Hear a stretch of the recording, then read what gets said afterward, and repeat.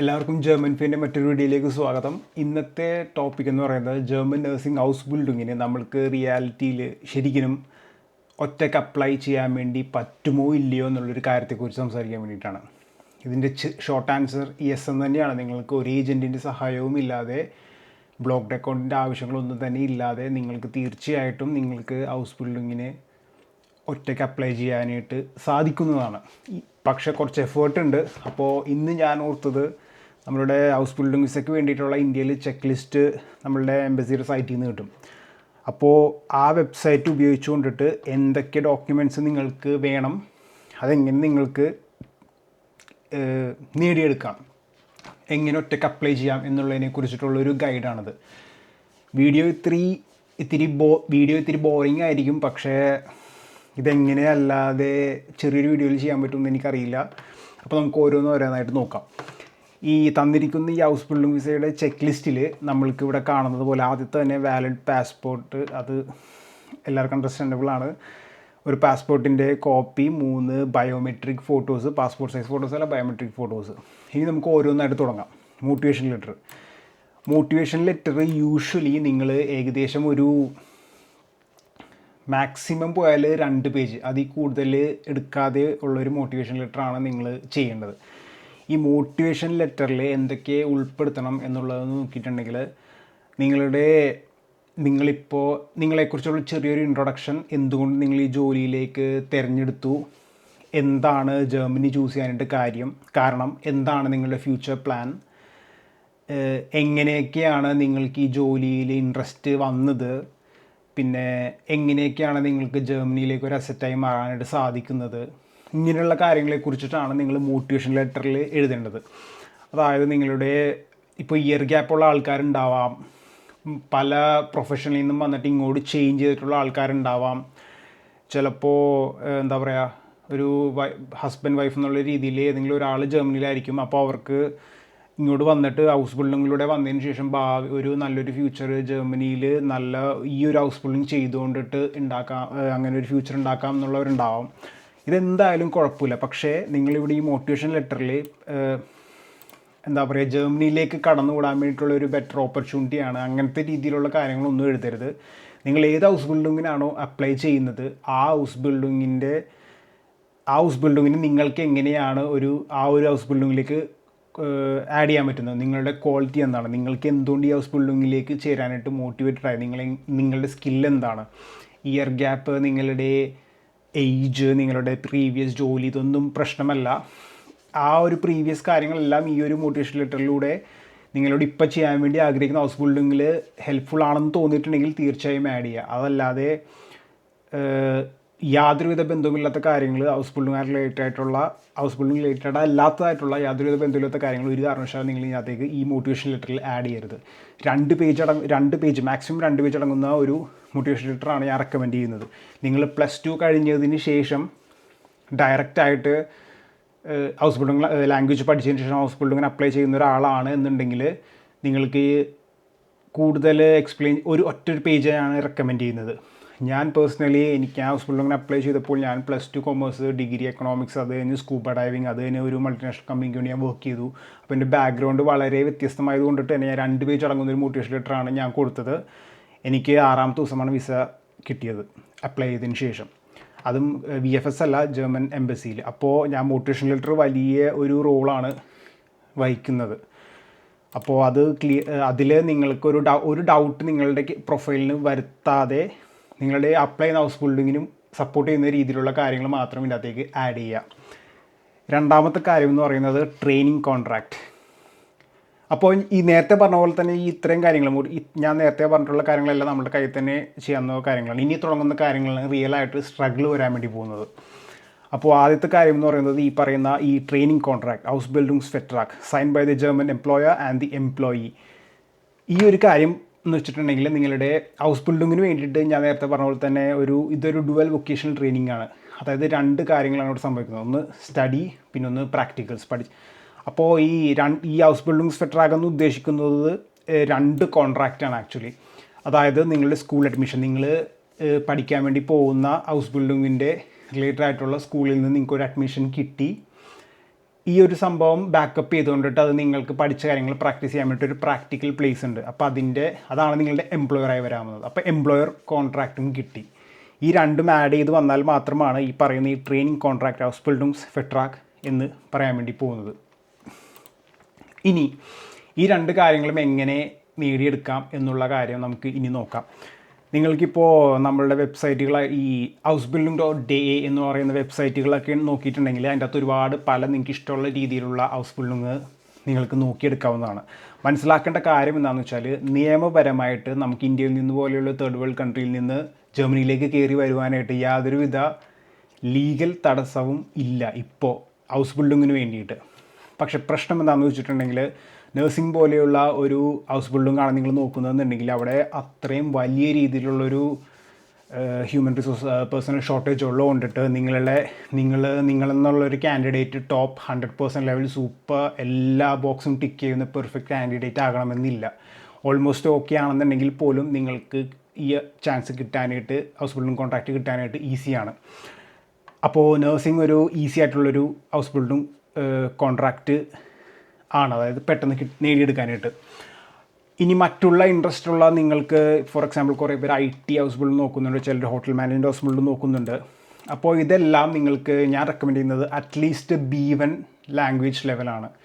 Nursing ആണെന്നുണ്ടെങ്കിൽ at least B2 തന്നെ, at least അല്ല മിനിമം B2 ആവശ്യമുണ്ട്. നമുക്കിവിടെ വന്നു കഴിഞ്ഞ് സംസാരിച്ച് തുടങ്ങുമ്പോൾ നമുക്ക് ആ ഒരു ബുദ്ധിമുട്ട് മനസ്സിലായി തുടങ്ങും. മറ്റുള്ള ജോലികൾക്ക് B1ഉം നഴ്സിങ്ങിന് B2 ആണ് ഞാൻ റെക്കമെൻഡ് ചെയ്യുന്നത്. നിങ്ങൾ പെട്ടെന്നൊരു ക്വിക്ക് ലേണർ ആണ് എന്നുണ്ടെങ്കിൽ നിങ്ങൾക്ക് കുഴപ്പമില്ല, നിങ്ങൾക്ക് B1 വെച്ചിട്ടാണെങ്കിലും നഴ്സിങ്ങിന് വരാം. അപ്പോൾ ഈ പറഞ്ഞ ഈ രണ്ട് കോൺട്രാക്റ്റും എങ്ങനെ നേടിയെടുക്കാമെന്ന് നോക്കാം. നമുക്കൊരു നഴ്സിങ്ങിൻ്റെ എക്സാമ്പിൾ നോക്കാം. ഒരു നഴ്സിങ്ങിൻ്റെ എക്സാമ്പിൾ നോക്കുകയാണെന്നുണ്ടെങ്കിൽ, ഇത് ഞാനിപ്പോൾ പറയാൻ വേണ്ടി പോകുന്നത് ഒരു എക്സാമ്പിൾ നോക്കാം. എനിക്കിഷ്ടമുള്ളൊരു സ്ഥലം എടുത്തു എന്ന് വിചാരിക്കുക. അപ്പോൾ ആ ഒരു സ്ഥലം ഞാൻ ഗൂഗിളിൽ സെർച്ച് ചെയ്യുന്നു.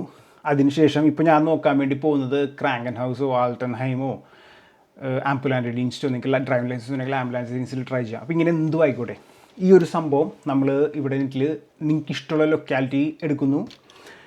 അപ്പോൾ ലൊക്കാലിറ്റി എടുക്കാൻ നേരത്ത് ഞാൻ റെക്കമെൻഡ് ചെയ്യുന്നത് സിറ്റിയിൽ നിന്ന് മാറി ഒരു ചെറിയൊരു ലൊക്കാലിറ്റി നോക്കി എടുക്കുകയാണെന്നുള്ള, അധികം ക്രൗഡഡ് അല്ലാത്ത ഒരു ടോപ്പ് സിറ്റിയിൽ നിന്ന് ഒരു 10-30-40 കിലോമീറ്ററോളം മാറിയിട്ടുള്ള ഒരു സ്ഥലമാണ് എടുക്കുന്നതെന്നുണ്ടെങ്കിൽ റെൻറ്റ് വളരെ കുറവായിരിക്കും. അക്കോമഡേഷൻ കണ്ടുപിടിക്കാനുള്ള സാധ്യത, ചാൻസസ് ഓഫ് അക്കോമഡേഷൻ അവൈലബിൾ കുറവാണെങ്കിൽ പോലും അത് കിട്ടാനായിട്ടുള്ള നിങ്ങളുടെ ചാൻസസ് കൂടുതലാണ്. കാരണം അതേപോലെയുള്ള സ്ഥലത്ത് അപ്ലൈ ചെയ്ത് വരുവാനായിട്ട് അധികം പേരുണ്ടാവില്ല. എല്ലാവരും യൂഷ്വലി സിറ്റിയാണ് പ്രിഫർ ചെയ്യുന്നത്. ഞാനിതെല്ലാം പറയുന്നത് നിങ്ങൾക്ക് എങ്ങനെ ഈസി ആയിട്ട് ഒരു ഏജൻറ്റിൻ്റെ പൈസ ചിലവ് സഹായമില്ല നേടിയെടുക്കാമെന്നുള്ളതാണ്.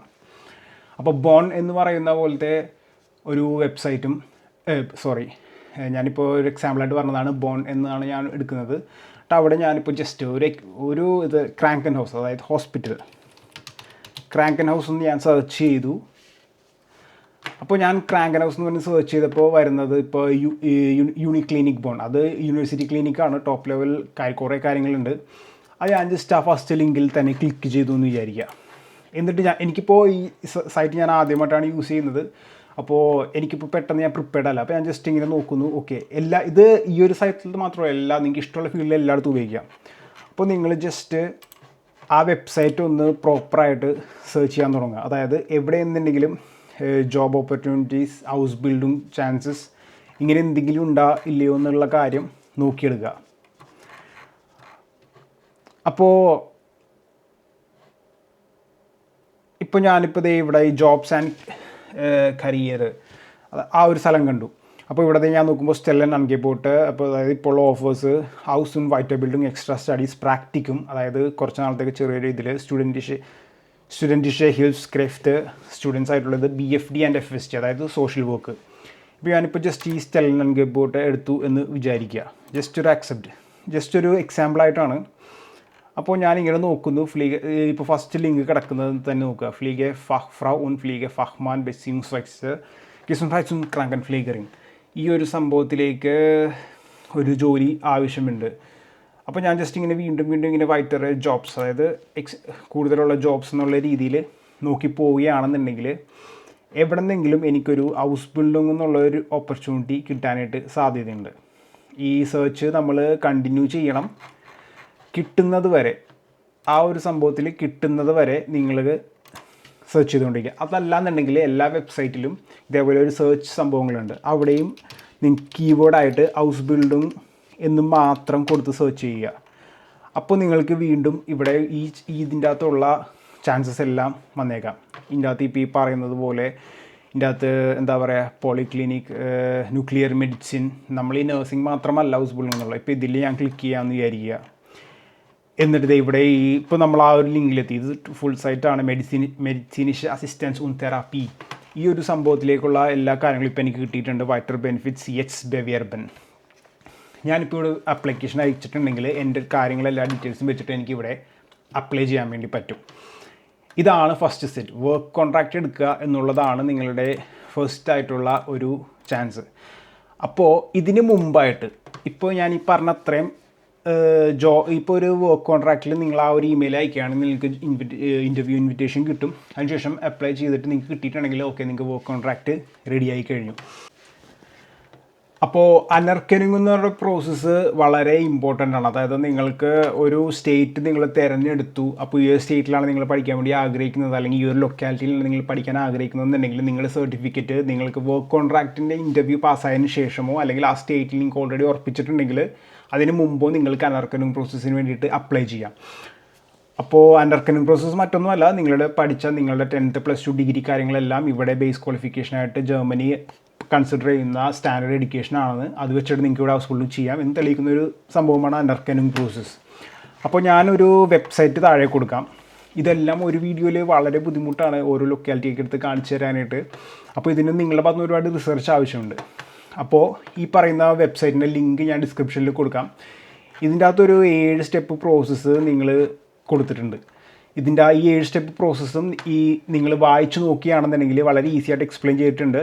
ഇതിൻ്റെ അകത്ത് ഈ പറഞ്ഞ പോലെ ലൈസ്റ്റ് സ്പ്രാഹ്, അതായത് ഈസി ആയിട്ടുള്ള ലാംഗ്വേജും ഉണ്ട്. നിങ്ങൾക്ക് ലാംഗ്വേജ് ഇംഗ്ലീഷിലും അവൈലബിൾ ആണ്. അപ്പോൾ ഇതിൻ്റെ അകത്ത് നിങ്ങൾ ഈ ഫോർ എക്സാമ്പിൾ ആദ്യത്തെ സ്റ്റെപ്പ് എന്ന് പറയുന്നത് നിങ്ങൾ പഠിക്കാൻ വേണ്ടി പോകുന്ന സംഭവം അല്ലെങ്കിൽ ആ ഒരു ഏരിയ നിങ്ങൾക്ക് ഏത് സർട്ടിഫിക്കറ്റാണ് വേണ്ടതെന്നുള്ള അനർക്കനിങ് പ്രോസസ്സ്, അല്ലെങ്കിൽ ആരാണ് ഇതിന് ഉത്തരവാദി, ഏത് സ്ഥലത്താണ് നിങ്ങൾ അയക്കേണ്ടതെന്നുള്ള ഡീറ്റെയിൽസ് നിങ്ങൾക്ക് ഈ ഒരു ഫസ്റ്റ് സ്റ്റെപ്പിൽ നിന്ന് കിട്ടും. വളരെ ഈസി ആയിട്ടുള്ളൊരു പ്രോസസ്സാണ്. നിങ്ങൾ ജസ്റ്റ് ഒന്ന് കുറച്ച് റിസർച്ച് ചെയ്യേണ്ട ആവശ്യമുണ്ട്, പക്ഷേ ഈസി ആയിട്ട് ചെയ്യാനായിട്ട് പറ്റുന്നതാണ്. ഈ ഇംഗ്ലീഷിൽ അവൈലബിൾ ആണ്. അതേപോലെ തന്നെ ഈ അനർക്കനിങ് ആവശ്യമാണ്. ചില സർട്ടിഫിക്കറ്റിന് അനർക്കനിങ് ആവശ്യമില്ല, പക്ഷേ ഇന്ത്യയുടെ ബേസ് ക്വാളിഫിക്കേഷൻ എല്ലാം തന്നെ അനർക്കനിങ് ആവശ്യമായിട്ടുള്ളൊരു കാര്യമാണ് ഇവിടെ നമ്മളുടെ ഈ ഹൗസ് ബിൽഡിംഗ് കോഴ്സിന് വേണ്ടിയിട്ട്.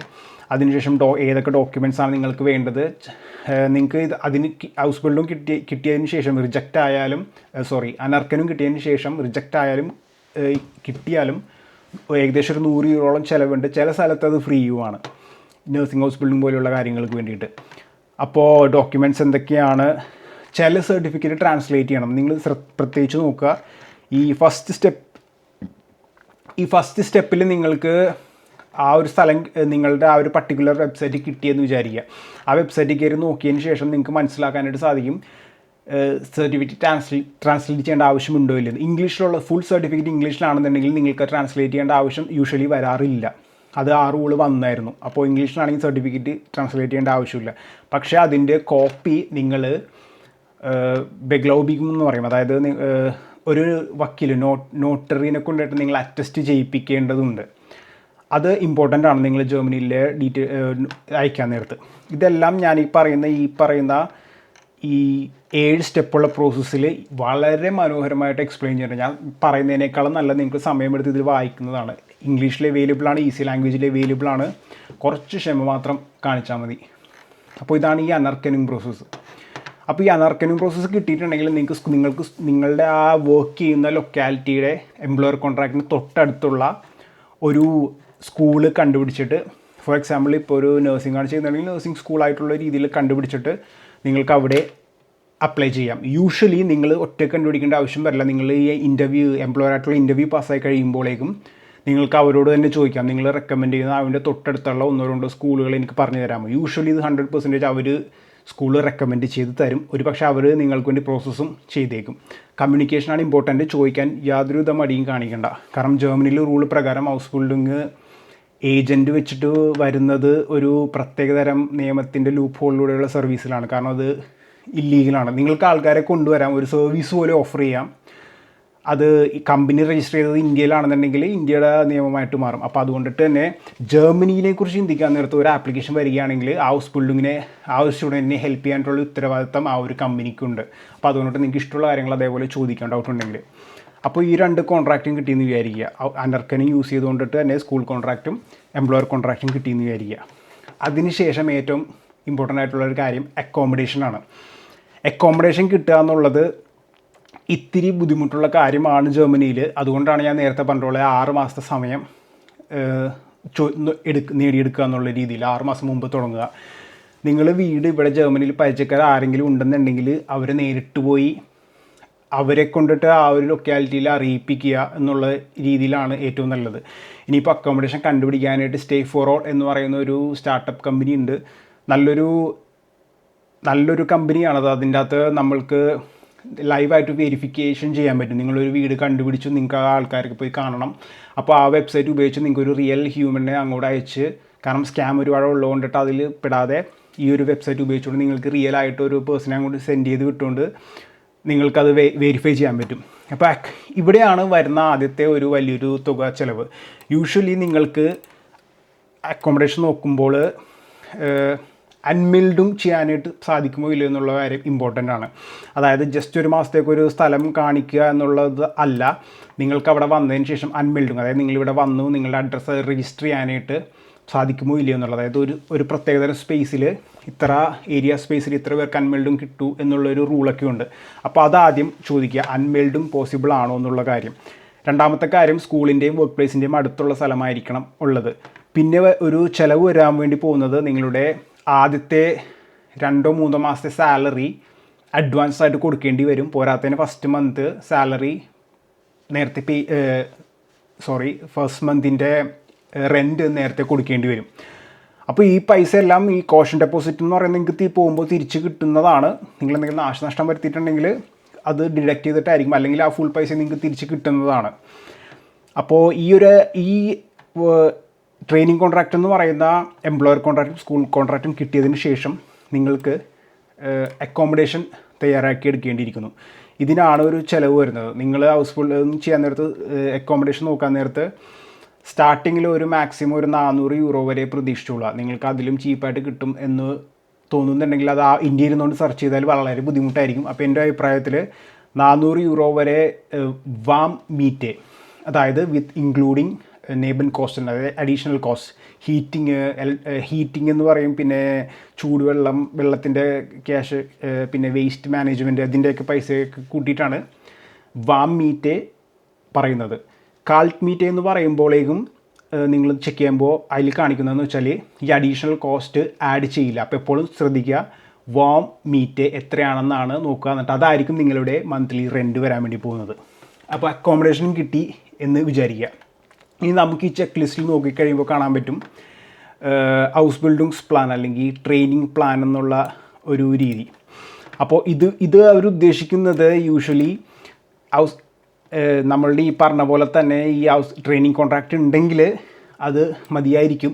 ഇനിയിപ്പോൾ ഈ ട്രെയിനിങ് പ്ലാൻ, ഞാൻ ഈ യൂഷ്വലി ഒരാളെ അസിസ്റ്റ് ചെയ്തിട്ടുണ്ടായിരുന്നു ഹൗസ് ബിൽഡിങ്ങിന് ഇങ്ങോട്ട് വരാനായിട്ട്. അപ്പോൾ അതിൽ നമ്മൾ കൊടുത്ത കാര്യം എന്താണെന്ന് വെച്ചിട്ടുണ്ടെങ്കിൽ നമ്മുടെ സ്കൂളിൻ്റെ ഇയർലി പ്ലാൻ, അതായത് സ്കൂള് ഒരു അടുത്ത വർഷത്തേക്കുള്ള കുട്ടികൾക്ക് വേണ്ടിയിട്ട് 3 വർഷത്തേക്ക് ഒരു പ്ലാൻ ഡെവലപ്പ് ചെയ്യും.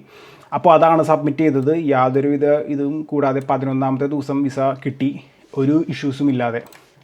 അതിനുശേഷം ഇനി അതാണ് ഈ പറയുന്ന ട്രെയിനിങ് പ്ലാൻ. ഇനി അടുത്ത കാര്യം പറഞ്ഞിരിക്കുന്നത്, if the training is done entirely in school facilities and the salary is less than 832 euros, or if the training is done in firm facilities plus Berufsschule and the salary is less than 939 euros, the financing gap must be closed.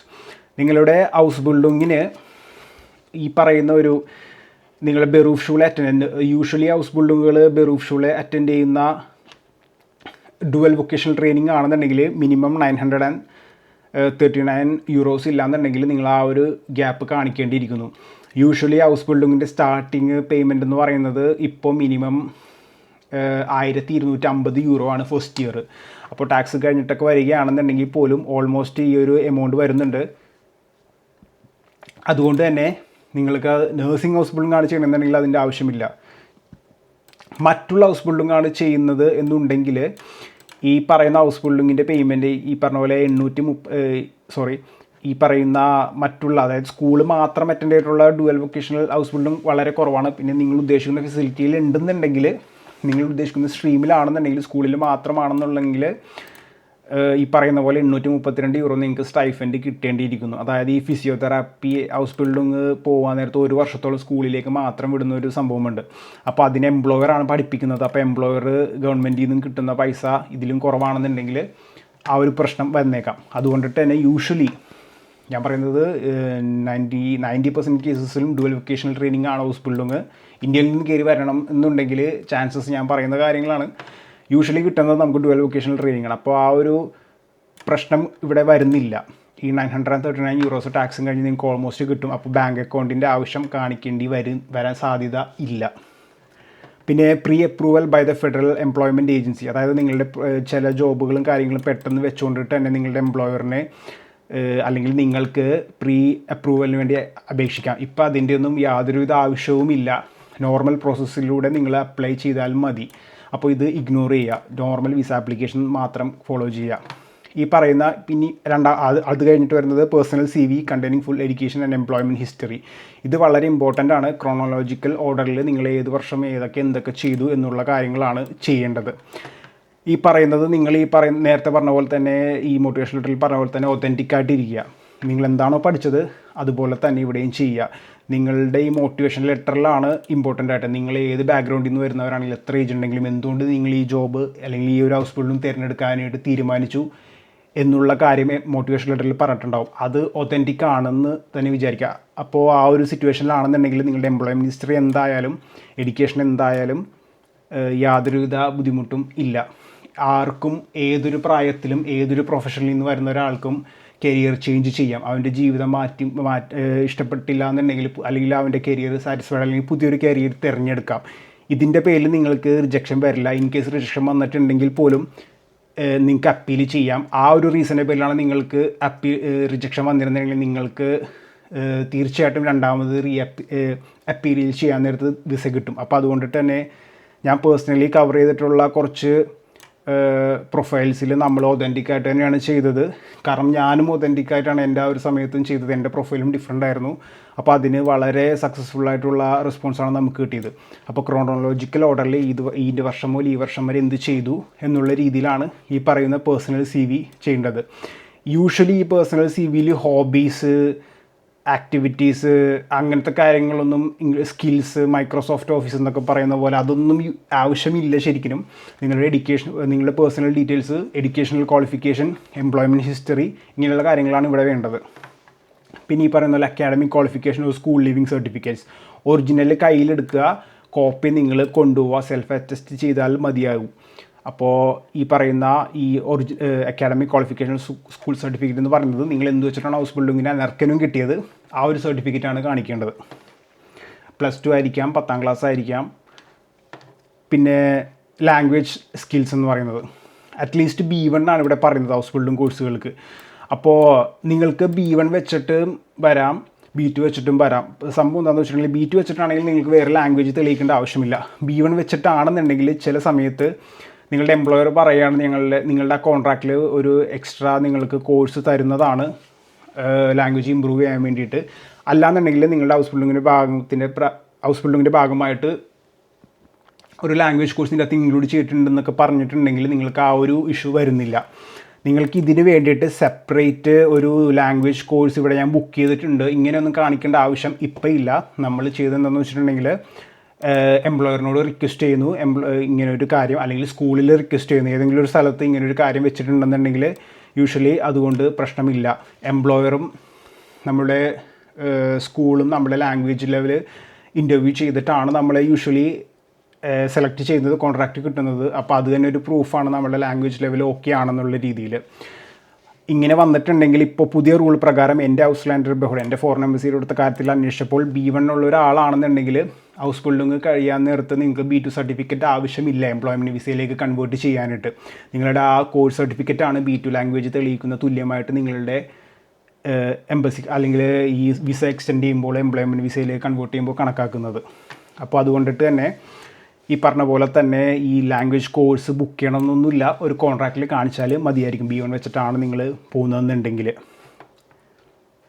പിന്നെ ഈ പറയുന്ന certificate about compulsory health insurance, ഇതെന്ന് പറയുന്നത് നിങ്ങൾക്ക് ഇവിടുത്തെ ജർമ്മനിയുടെ insurance എടുക്കണമെന്ന് നിർബന്ധമില്ല. അത് ഞാൻ റെക്കമെൻഡ് ചെയ്യുന്നില്ല. അത് ഇവിടെ വന്നതിന് ശേഷം എംപ്ലോയർ ഓട്ടോമാറ്റിക്കലി ഇനീഷ്യേറ്റ് ചെയ്യുന്ന ഒരു പ്രോസസ്സായിട്ട് വളരെ ഈസി ആയിട്ട് നിങ്ങളൊന്നും അറിയാതെ നിങ്ങൾക്ക് അത് പോയിക്കോളും. ഞാൻ റെക്കമെൻഡ് ചെയ്യുന്നത് ഒരു ട്രാവൽ ഇൻഷുറൻസ് ആണ് റെക്കമെൻഡ് ചെയ്യുന്നത്. അപ്പോൾ അതിന് വേണ്ടിയിട്ട് നിങ്ങൾക്ക് ഈസി ആയിട്ടുള്ള ഗവൺമെൻറ്റിൻ്റെ ഒഫീഷ്യലായിട്ടുള്ള ഈ നമ്മുടെ ഇന്ത്യൻ ഗവൺമെൻറ് റെക്കഗ്നൈസ് ചെയ്യുന്ന ഇൻഷുറൻസ് കമ്പനികളെ സമീപിക്കാം. എന്നിട്ട് അവിടെ വെച്ചുകൊണ്ടിട്ട് നിങ്ങൾക്ക് പറയാം ഞാൻ ജർമ്മനിലേക്ക് ട്രാവൽ ചെയ്യാൻ വേണ്ടി പോവുകയാണ്. 90 ദിവസത്തേക്ക് ആയിരിക്കണം മിനിമം നിങ്ങൾക്കത് ഡേയ്സ് കവർ ചെയ്തിട്ടുണ്ടാവണം. അത് ഇമ്പോർട്ടൻ്റ് ആണ്. അപ്പോൾ 90 ദിവസം കവർ ചെയ്യുന്ന ഒരു travel plus health insurance apply ചെയ്യുക. ഏകദേശം ഒരു 4,000 to 6,000 റുപ്പീസ് ഇതിന് ചിലവ് വരും. അപ്പോൾ ഇതാണ് നിങ്ങൾ. പിന്നെ ഒരു ഫോമും കൂടി വേണ്ടി വരുന്നത് എന്താണെന്ന് വെച്ചിട്ടുണ്ടെങ്കിൽ അത് നിങ്ങളിപ്പോൾ ഇവിടെ പ്രിപ്പയർ ചെയ്തുകൊണ്ട് പോയില്ലെങ്കിലും കുഴപ്പമില്ല. അവിടെ ചെല്ലുമ്പോൾ ഒരു ചോദിച്ചോളും അവർക്ക് ആവശ്യമുണ്ടെന്നുണ്ടെങ്കിൽ. അതായത് ഫസ്റ്റ് ഇയർ എത്ര സാലറി കിട്ടുന്നു, സെക്കൻഡ് ഇയർ എത്ര സാലറി കിട്ടുന്നു, തേർഡ് ഇയർ എത്ര സാലറി കിട്ടുന്നു. ഇൻ കേസ് നിങ്ങൾ VFSC പോകാൻ നേരത്ത് അല്ലെങ്കിൽ എംബസിയിൽ സബ്മിറ്റ് ചെയ്യാൻ നേരത്ത് അവർ നിങ്ങളോട് ഒറ്റയ്ക്ക് ചെയ്യാൻ നേരത്ത് പറയാൻ ഈ സർട്ടിഫിക്കറ്റ് എവിടെ, ആ സർട്ടിഫിക്കറ്റ് എവിടെയെന്ന് ചോദിച്ചിട്ടുണ്ടെങ്കിൽ നിങ്ങൾക്ക് തിരിച്ച് പറയാം നിങ്ങളുടെ വെബ്സൈറ്റിൽ കൊടുത്തിരിക്കുന്ന ചെക്ക് ലിസ്റ്റ് പ്രകാരമാണ് ഞാൻ ഇവിടെ വന്നിട്ടുള്ളത്. ആ പറയുന്ന എല്ലാ സാധനങ്ങളും ഞാൻ ഇവിടെ കൊണ്ടുവന്നിട്ടുണ്ട്. ഇനി എന്താ നിങ്ങൾക്ക് വേണ്ടതെന്നുള്ള രീതിയിൽ. ഇതെല്ലാം കഴിഞ്ഞതിന് ശേഷം ബാക്കി കുറച്ച് ഡീറ്റെയിൽസ് നമുക്ക് ഈ തൊട്ടടുത്ത് കിടക്കുന്ന പോലെ കണ്ടിന്യൂ വിത്ത് സ്റ്റെപ്പ് 2 എന്നുള്ളൊരു സംഭവമുണ്ട്. അപ്പോൾ ആ സ്റ്റെപ്പ് 2 എന്ന് ഉദ്ദേശിക്കുന്നത് ഇവർ ഈ പറയുന്നത് പോലെ ഈ വെബ്സൈറ്റിൽ ചെയ്യേണ്ട ഒരു പ്രോസസ്സാണ്. അതായത് ഈ പ്രിപ്പയർ യുവർ ആപ്ലിക്കേഷൻ, ഈ ഒരു ആപ്ലിക്കേഷൻ ഫോം സബ്മിറ്റ് ചെയ്യുക. അന്നേരം നമുക്ക് പ്രിൻ്റ് എടുക്കണമെങ്കിൽ പ്രിൻ്റ് എടുക്കാം. ബാക്കി ഈ അനെക്സ്റ്റ് ഫോർ എംപ്ലോയ്മെൻറ്റ് വീസസ്, ഇതാണ് ഞാൻ നേരത്തെ പറഞ്ഞിട്ടുള്ള ഈ എംപ്ലോയറിൻ്റെ കുറച്ച് ഡീറ്റെയിൽസ് കാര്യങ്ങൾ. ഇതെല്ലാം നോക്കിയിട്ട് ഞാൻ പറഞ്ഞിട്ടുള്ള പോലെ തന്നെ ഈ രണ്ടാമത്തെ സ്റ്റെപ്പ് എന്ന് പറയുന്നത് ഈ വെബ്സൈറ്റിൽ വന്നതിന് ശേഷം ആപ്ലിക്കേഷൻ പ്രോസസ്സിൽ ചെക്ക് ചെയ്യേണ്ട കാര്യങ്ങളാണ്. അതായത് ഫോർ എക്സാമ്പിൾ ആദ്യത്തെ സ്റ്റെപ്പ് എന്ന് പറയുന്നത് പ്രിപ്പയർ യുവർ ആപ്ലിക്കേഷൻ. ഈ ആപ്ലിക്കേഷൻ ഫോം ക്ലിക്ക് ചെയ്ത് കഴിഞ്ഞിട്ടുണ്ടെങ്കിൽ നിങ്ങൾക്കൊരു ഫോം കിട്ടും. അപ്പോൾ അത് നിങ്ങൾ ഫില്ല് ചെയ്തിട്ട് അയച്ചു കൊടുക്കുക. അതൊക്കെ കുറച്ച് ഓൺലൈൻ കാര്യങ്ങളാണ്. അപ്പോൾ ഈ ഒരു അതിനുശേഷം ഞാൻ നേരത്തെ പറഞ്ഞിട്ടുള്ള ഡോക്യുമെൻറ്റ്സ് കഴിഞ്ഞതിന് ശേഷം ഈ ഒരു ആപ്ലിക്കേഷൻ പ്രോസസ്സിലൂടെ നിങ്ങൾക്ക് ഈ ഷെഡ്യൂൾ ഈ 4 സ്റ്റെപ്പ് പ്രോസസ്സ്, അതായത് ജർമ്മൻ എംബസിയിൽ വിസ ആപ്ലിക്കേഷൻ സബ്മിറ്റ് ചെയ്യുക, അങ്ങനെയുള്ള കാര്യങ്ങൾ, ചെക്ക് ലിസ്റ്റ് നോക്കുക. ഇത് വളരെ ഈസി ആയിട്ടുള്ള പ്രോസസ്സാണ്. അപ്പോൾ ഞാൻ നേരത്തെ പറഞ്ഞിട്ടുള്ള ആദ്യത്തെ പ്രോസസ്സാണ് ഏറ്റവും ഡിഫിക്കൽട്ടായിട്ടുള്ള. ഞാൻ നേരത്തെ ചെറുതായിട്ട് പറഞ്ഞു പോയിട്ടുള്ള ഈ ചെക്ക് ലിസ്റ്റ് കാര്യങ്ങളെല്ലാം നിങ്ങൾ നോക്കി എങ്ങനെ ഇത് എടുക്കാം എന്നുള്ളൊരു കാര്യം ഞാൻ ചിലപ്പോൾ വീഡിയോയിൽ പറഞ്ഞപ്പോൾ വളരെ റഷായിട്ട് തോന്നിയിട്ടുണ്ടാവാം. പക്ഷേ നിങ്ങൾ 1-2 തവണ സമാധാനത്തോടെ ഇരുന്ന് കേട്ടിട്ടുണ്ടെങ്കിൽ നിങ്ങൾക്ക് വളരെ ഈസി ആയിട്ട് ഒറ്റയ്ക്ക് അപ്ലൈ ചെയ്യാം എന്നുള്ള ഒരു സംഭവമാണ് ഈ പറയുന്ന ഹൗസ് ബിൽഡിംഗ് കോഴ്സുകൾ. ഞാനിപ്പോൾ കേട്ട് വന്നത് നഴ്സിംഗ് ഹൗസ് ബിൽഡിങ്ങിന് വേണ്ടിയിട്ട് മിനിമം ആൾക്കാർ ചോദിക്കുന്നത് 4.5 ലക്ഷത്തോളം രൂപയാണ്. അപ്പോൾ അത് നിങ്ങൾക്ക് കൊടുക്കാൻ തയ്യാറാണെന്നുണ്ടെങ്കിൽ നിങ്ങൾക്ക് കൊടുക്കാം. ഞാൻ ആ ഏജൻസിനെയും കുറ്റം പറയുന്നില്ല, ആരെയും കുറ്റം പറയുന്നില്ല. എല്ലാവരും ജീവിക്കാൻ വേണ്ടിയിട്ടാണ്, അല്ലെങ്കിൽ എല്ലാവർക്കും ഇൻകം ഉണ്ടാക്കാൻ വേണ്ടിയിട്ടാണ് ട്രൈ ചെയ്യുന്നത്. അപ്പോൾ 4 ലക്ഷം രൂപ കൊടുത്ത്, എനിക്ക് 12 ലക്ഷം രൂപ കൊടുത്ത് വന്ന ആൾക്കാരെയൊക്കെ എനിക്കറിയാം ഫ്രീ ആയിട്ടുള്ള ജർമ്മനിയുടെ ഹൗസ് ബിൽഡിംഗ് കോഴ്സസിന്. അത് അവരുടെ സർവീസ് ചാർജസ് ആണ്. അപ്പോൾ നമുക്ക് ഒരു ഫിക്സഡ് 1 കിലോ ആപ്പിളിന് ഇത്ര രൂപ എന്ന് വേണമെങ്കിൽ പറയാം. പല പല ക്വാളിറ്റിയുള്ള ആപ്പിളിന് പല പല റേറ്റ്. പക്ഷേ ഒരാളുടെ സർവീസിന് നമുക്ക് ഒരു ത്രാസിലളന്ന് തൂക്കി പറയാൻ വേണ്ടി പറ്റില്ല. അപ്പോൾ 4 ലക്ഷവും 5 ലക്ഷം ചെയ്യുന്നവരുണ്ട്, 12 ലക്ഷം ചെയ്യുന്ന ഏജൻസികളുണ്ട്. അപ്പോൾ ഇതെല്ലാം എൻ്റെ അഭിപ്രായത്തിൽ ഇതൊന്നും ആവശ്യമില്ല. നമുക്ക് ഒറ്റയ്ക്ക് അപ്ലൈ ചെയ്യാവുന്ന ഒരു സംഭവമാണ് ഈ പറയുന്ന നഴ്സിംഗ് ഹൗസ് ബിൽഡിങ്. ഒരുപാട് പൈസ നിങ്ങൾക്ക് സേവ് ചെയ്യാൻ വേണ്ടി പറ്റും. ഇനിയിപ്പോൾ എന്തെങ്കിലും ബുദ്ധിമുട്ടുണ്ട് എന്നുണ്ടെങ്കിൽ നിങ്ങൾക്ക് ഈ പറയുന്ന വീഡിയോയുടെ താഴെ മാത്രം കമൻറ്റ് ചെയ്യുക. അപ്പോൾ നമുക്ക് ഡൗട്ട്സുകൾ ക്ലിയർ ചെയ്ത് ഞാൻ പറ്റുന്ന കമൻസിനെല്ലാം ഡൗട്ടുകളെല്ലാം ക്ലിയർ ചെയ്ത് തരാൻ വേണ്ടി ശ്രമിക്കുന്നതായിരിക്കും. അപ്പോൾ വീഡിയോ ഇത്തിരി ലാഗാണ്, പക്ഷേ വേറൊരു വഴിയില്ല ഇങ്ങനെ അല്ലാതെ വേറെ രീതിയിൽ എക്സ്പ്ലെയിൻ ചെയ്യാനായിട്ട്. അപ്പോൾ നിങ്ങൾ പതുക്കെ ജസ്റ്റ് ട്രൈ ചെയ്ത് നോക്കുക. ഇത് ഒരുപാട് പേര് ഇന്നും ഈസി ആയിട്ട് ഒറ്റയ്ക്ക് അപ്ലൈ ചെയ്ത് വരുന്നുണ്ട്. പോസിബിളാണ്. നിങ്ങൾക്ക് ഏജൻറ്റിൻ്റെ ആവശ്യമൊന്നുമില്ല. ഇതിപ്പോൾ എന്താ പറയുക 2025 ആയി. ഇനി എത്ര നാളിങ്ങനെ ഒരു ഏജൻറ്റ് സഹായത്തോടെ ഇവിടെ ആൾക്കാർ ഈ ലോകത്ത് അങ്ങോട്ടും ഇങ്ങോട്ടും ട്രാവൽ ചെയ്യും എന്ന് എനിക്കറിയില്ല, അല്ലെങ്കിൽ പഠിക്കാൻ വേണ്ടി പോകുന്നത് എനിക്കറിയില്ല. പക്ഷേ നിങ്ങൾക്കിത് ഹൗസ് ബിൽഡിങ്ങിന് അപ്ലൈ ചെയ്തിട്ട് തീർച്ചയായിട്ടും ഒറ്റയ്ക്ക് പോസിബിൾ ആണ്. അപ്പോൾ ജർമ്മൻ ഫീൽഡിൻ്റെ മറ്റൊരു വീഡിയോയിൽ നിങ്ങളെ ഞാൻ വീണ്ടും കാണാം. ബൈ.